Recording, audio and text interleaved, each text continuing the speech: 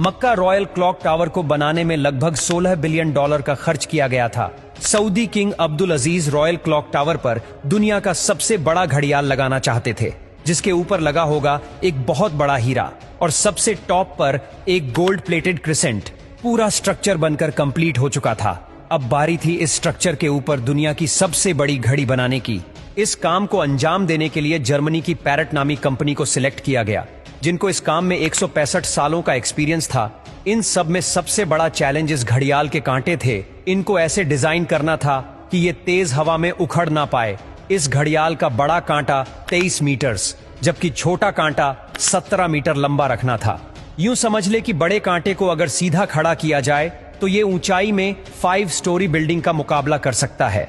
600 metre की ऊंचाई पर हवाएं 200 किलोमीटर पर आवर से भी ज्यादा तेज चल सकती है, जो इस कांटे को बड़ी आसानी से उखाड़ सकती है। आखिरकार घड़ियाल के कांटों को स्पेशल कार्बन फाइबर मटेरियल से बनाने का फैसला किया गया, क्योंकि कार्बन फाइबर एक लाइट वेट मटेरियल है, लेकिन यह स्टील से भी ज्यादा मजबूत होता है। स्टील की कंप्रेशन स्ट्रेंथ यानी दबाव बर्दाश्त करने की ताकत ज्यादा होती है और वो प्रेशर पड़ने पर मुड़ सकता है, लेकिन कार्बन फाइबर प्रेशर पड़ने पर मुड़ता नहीं है। इसके अलावा स्टील में जंग लगने का खतरा भी होता है, जबकि कार्बन फाइबर पूरी तरह से रस्ट प्रूफ रहता है। मक्का क्लॉक टावर के लिए 4 नहीं बल्कि 5 कांटों के सेट बनवाए गए और एक स्पेयर में भी बनवा कर रखा गया। एक एक ट्रेलर में सिर्फ एक कांटा लाद कर इसे मक्का क्लॉक टावर तक पहुंचाया गया। ये कांटे इतने बड़े हैं कि इसके अंदर आसानी से चला भी जा सकता है। क्लॉक टावर के चारों घड़ियाल को चलाने के लिए अलग अलग मोटर है, जिसे क्लॉक ड्राइव कहा जाता है। लेकिन यहाँ पर भी एक एक्स्ट्रा क्लॉक ड्राइव पहले से क्लॉक टावर में इंस्टॉल की गई है, ताकि कभी खराबी की सूरत में फौरन रिप्लेस किया जा सके।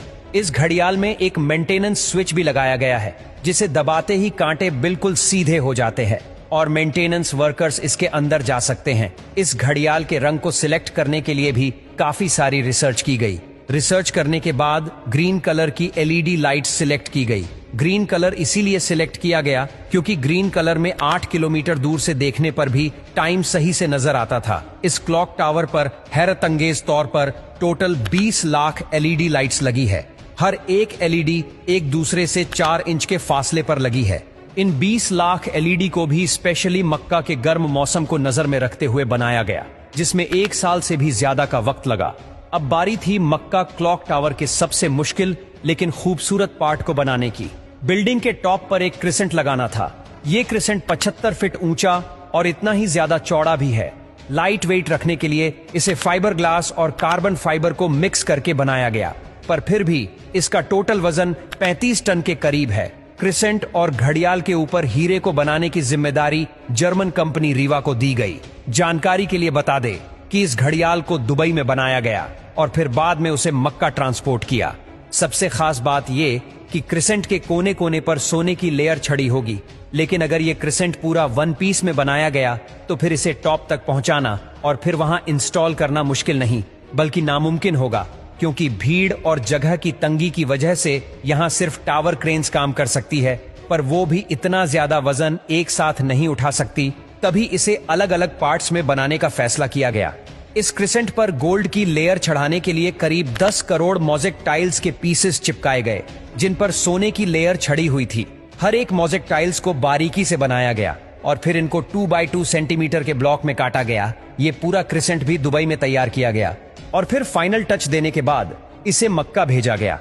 क्लॉक का डेमो वर्जन भी पहले दुबई की एक लोकेशन पर इंस्टॉल किया गया, क्योंकि जर्मन कंपनी के कुछ इंजीनियर्स पहले इसे इंस्टॉल करके देखना चाहते थे कि कहीं कोई खामी तो नहीं रह गई। सारे मसले फिक्स करने के बाद ही इसे मक्का तक पहुंचाया गया। 600 मीटर की ऊंचाई पर क्रिसेंट की इंस्टॉलेशन भी एक बहुत बड़ा चैलेंज था, क्योंकि इतनी ज्यादा ऊंचाई पर टावर क्रेन्स इतना ज्यादा लोड नहीं उठा सकती। इस क्रिसेंट को 4 अलग अलग हिस्सों में ऊपर खींचा गया और एक हिस्से का वजन करीब 4 टन था।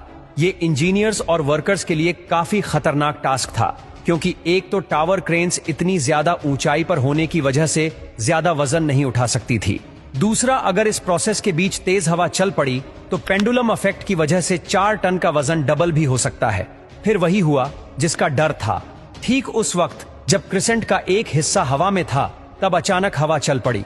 आखिरकार कुछ वर्कर्स ने इसे रस्सियों से पकड़कर हिलने से रोका और फिर इसे पोजीशन में लाकर फिक्स कर दिया गया।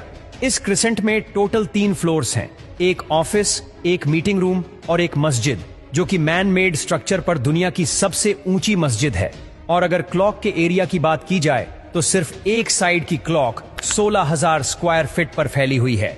$16 बिलियन की लागत से तैयार किया गया मक्का रॉयल क्लॉक टावर आज तक दुनिया में जितने भी स्काईस्क्रेपर बने हैं उनमें सबसे ज्यादा महंगा है।